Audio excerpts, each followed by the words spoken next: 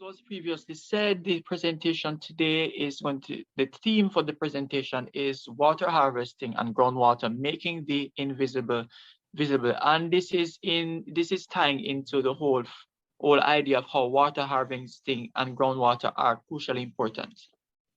So as said before, and as said previously, this is just a brief synopsis of me, as was previously said by Tiona. So no particular need to really go over that, and you can look at these for a few seconds.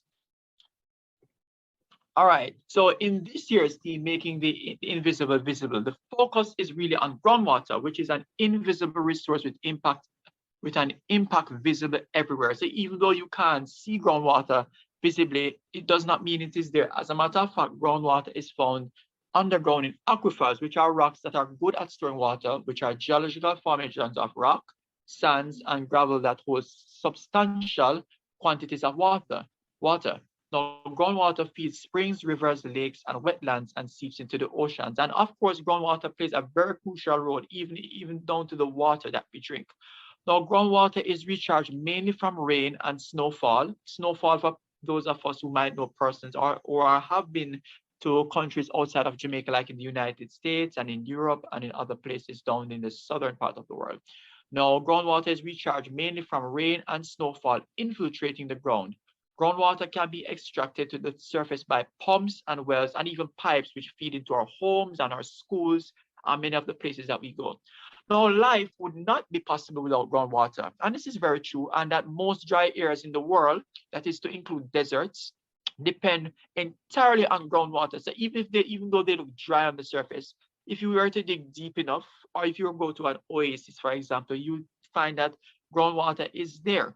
Now, groundwater supplies a large portion of the water we use for drinking, sanitation, that is to do with disposal of solid waste and other forms of waste, food production, and industrial processes. So even the very food we eat, the very electronics that we use, and the very cars that are being driven around, water played a role in their production.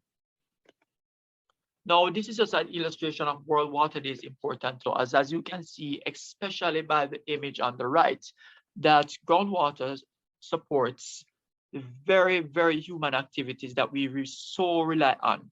Our towns, our cities, even our mountains, and even the energy that we produce, whether from the sun or from windmills, as you can see in the picture on the right, and even the other activities like recreation, as you can see on the image in the left, are dependent on the use and the dependence on groundwater.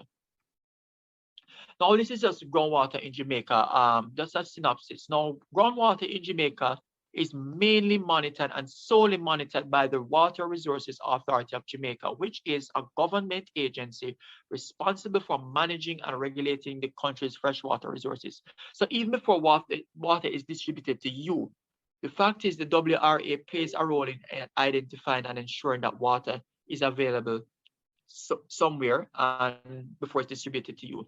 And as the map shows, you're looking at some watersheds really. Now, watersheds are really, and the green dots that you see and red dots are basically areas in which WRA regularly monitor groundwater across the country.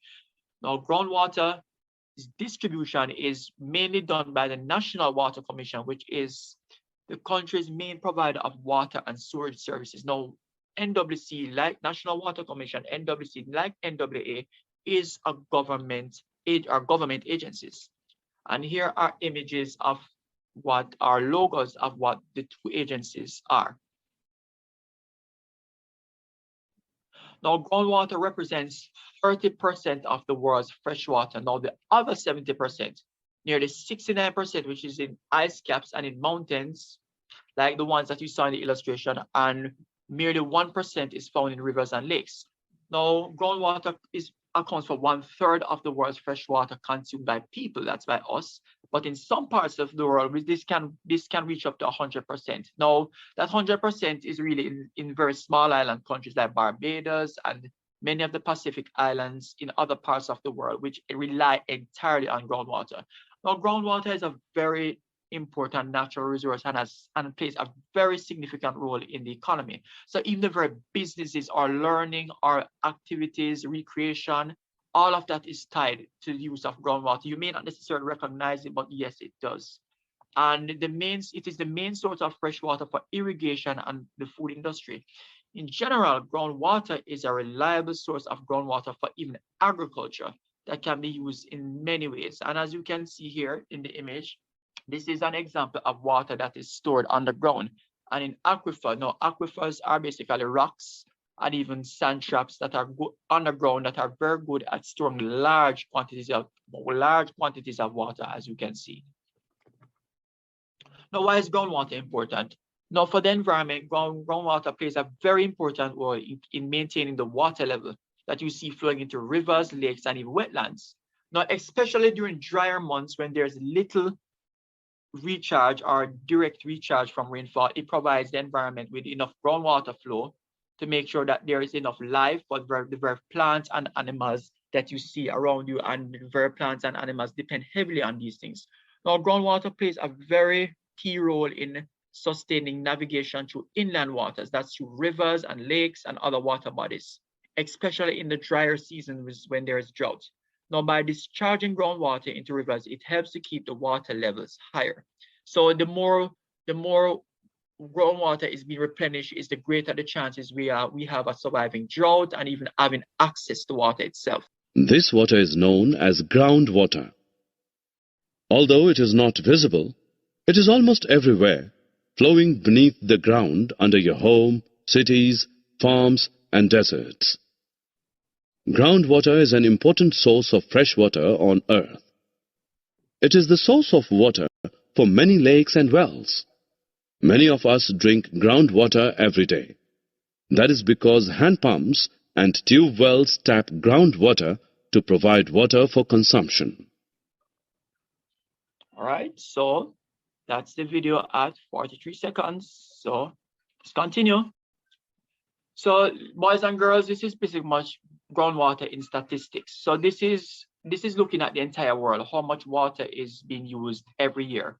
So as you can see, 67% of the world's groundwater is used in irrigation for food production. So the very banana chips and even the very food that you eat at a restaurant or fast food or anywhere really. A lot of that really, if you look back at the source, comes through irrigation, and 67% is really accounted for in that. Now, 22% of all groundwater is used for domestic purposes. So when you go to drink water at home or to wash your hands or even to dispose of waste, that 22% is accounted for, and 11% of groundwater is used for industry. Now, industry to do with things like electronics and cars and so forth, and other industries involved in our daily lives. Now, this is groundwater statistics in Jamaica. And as you can see, groundwater recharge accounts for 3.89 cubic kilometers as across the country. So as you can see that from the statistics, groundwater in Jamaica plays a very key role even in our very lives, even the very fact that we have it.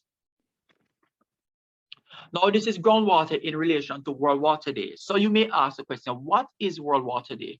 Now, World Water Day, which is held on March 22nd annually every year, is observed by the UN, that is United Nations, and it basically celebrates water and raises awareness of the 2 billion people around the world, especially living without access to water. So boys and girls, even though there are 7.5 billion people on this planet, 2 billion people to this day still have little or no access to water, at least to reliable water. And this is of real concern. It may not seem so to you, but split up across the world, it accounts for 2 billion people just not having access to it. And this is why things like this, celebrating World Water Day, highlighting the importance of groundwater, comes into play and how important it is. Now, a core focus of World Water Day is to inspire action towards the Sustainable Development Goal, SDG number 6, that is to do with water and sanitation for all by 2030. And is World Water celebrated in Jamaica? The answer is yes. It's celebrated not only by the Institute of Jamaica, but even by the very government agencies, many private sector companies, and many non-governmental organizations. For example, even the one that I'm a part of, we commemorate World Water Day annually. And groundwater is invisible. Like I said before, it may seem invisible, but it's very visible, but its impact is visible everywhere. Out of sight and under our feet, groundwater is a hidden treasure that enriches our lives. So even the very processes that we depend on heavily, depend on groundwater.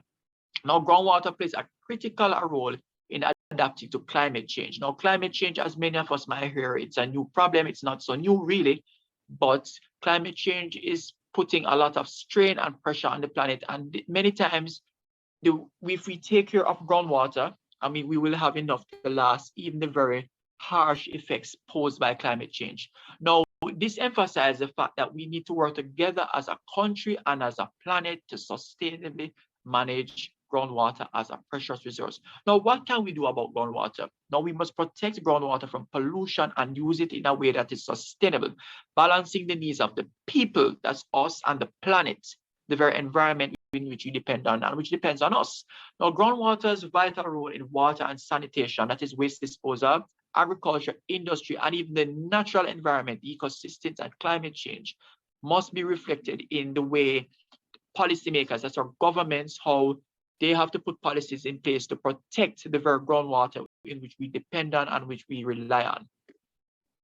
Now, as I said before, with regard to the United Nations goal number 6, now goal number 6 of the UN SDGs comprises of clean water and sanitation.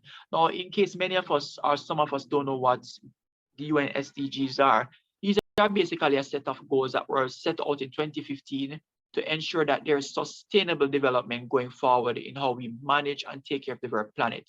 Now, Jamaica was one of the countries that signed up to the UN SDGs in that year. Now, this is looking at access to fresh water in Jamaica. So in Jamaica, over 80% of Jamaicans have access to clean, potable, that's drinking water.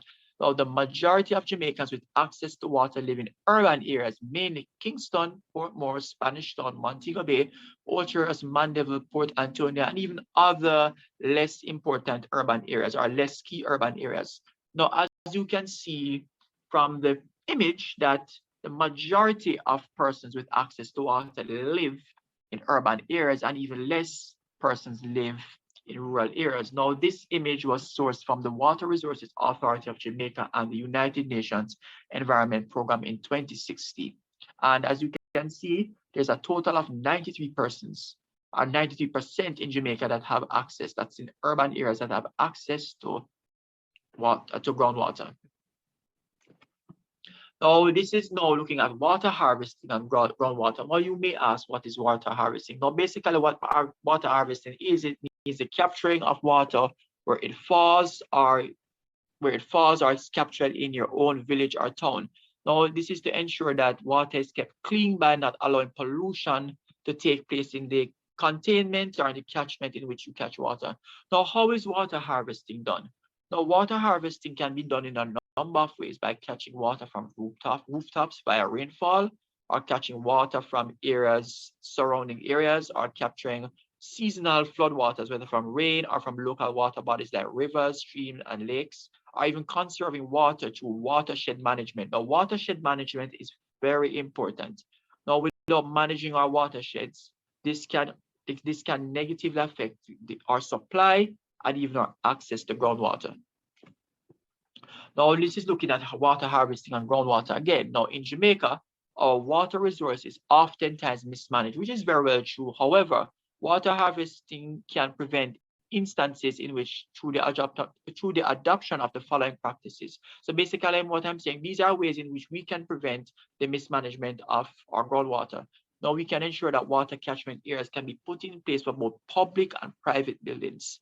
And we can ensure that water collected should be stored in containers which are safe from insects and rodents. Now, households, such as those in which many of us live, can store water in tanks for backyard gardening and even for later use. And water can be stored in black tanks for subsistence farming outside of the usual irrigated areas. So persons involved in farming and in agriculture, this is where water harvesting plays a key role. Now, this is looking at water harvesting and groundwater in Jamaica. Now, in Jamaica, many households and even businesses, schools, and communities harvest water, and you'll see pictures of this soon. Now, water harvesting is really done to make up for the lack or sometimes the shortfall in where, there are water restrictions, water lockoffs, or even so, sometimes water harvesting is really done as a way of trying to save on the cost of consuming and producing water. So many times, even though we have access to water, because of the cost involved, sometimes we want to harvest that extra water naturally so that we can have it, the extra to carry us through sometimes. Now, there are several water harvesting projects being done in Jamaica, and many of these are being done by the very government agencies that I mentioned and others like the National Irrigation Commission, the National Environment and Planning Agency, and even private companies like Jamaica National Bank are involved in something called the Water Project Jamaica. And even many NGOs and many international organizations are involved in other large and small scale water harvesting projects in Jamaica. Now, these are some pictures of water harvesting in Jamaica. As you can see on the right, a black tank is being used to harvest water. And as you can see on the lake, now the lake may look natural, but it's actually artificial. What they did is to basically, they put some kind of layer on there to capture the water so that it doesn't infiltrate into the ground. And at the same time, you might see in the image that there's a pump trying to take some of that water out to be used for whatever use, whether it's be domestic or agricultural or so forth. Now, water harvesting and school gardens. Now, you may ask, what's a school garden? Now, school gardens are a wonderful way of using a schoolyard as a classroom. Basically, it's kind of an agricultural classroom to kind of connect students with the natural world and their true source of food, and teach them the valuable gardening and agricultural concepts and skills that integrate with several subjects such as math, science, art, health, PE, physical education, social and social studies, as well as several educational goals, including your personal and social responsibility. So school gardens also act as a way of promoting food security. So let's just say that there is a cutoff of supply of food. You can turn to your school garden to make up for that shortfall. Now, school gardens and water harvesting. Now, water harvesting ensures that your school garden has reliable access to an important source of water for the crops and plants, especially in times where your ordinary source of water comes under strain. Now, these are examples of school gardens in Jamaica. Now, the one you see on the left is at Little London High School in Western Jamaica in Westmoreland, and there's one on the right at Mount Peter Primary School in Hanover, Jamaica. So ladies and gentlemen, that was my presentation. Thank you very much.